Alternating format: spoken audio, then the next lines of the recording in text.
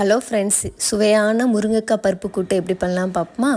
ஒரு அரை கிளாஸ் துவரம் பருப்பு எடுத்துக்கோங்க. நல்லா 2-3 தண்ணி ஊற்றி அழுக்கு எல்லாம் போகிற அளவுக்கு நல்லா கழுவி எடுத்துக்கோங்க. அப்புறம் அதில் கொஞ்சம் மஞ்சத்தூள், பெருங்காயத்தூள் ஆட் பண்ணிக்கோங்க.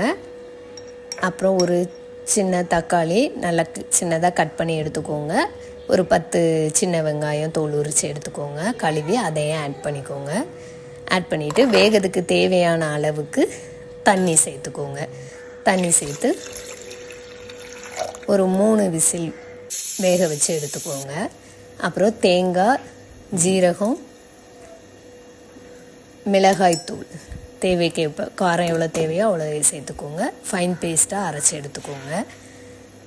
அப்புறம் ஒரு கடாயில் எண்ணெயை சூடானோன்னு கடுகு, சின்ன வெங்காயம் சின்னதாக கட் பண்ணி சேர்த்து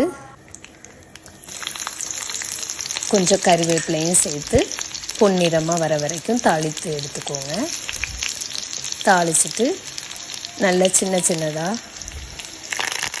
கட் பண்ணி கழுவி எடுத்து வச்சுருக்க முருங்கைக்காவை அதில் ஆட் பண்ணிக்கோங்க.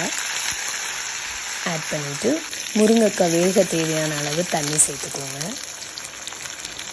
இப்போது உப்பு சேர்த்துக்கோங்க தேவைக்கேற்ப.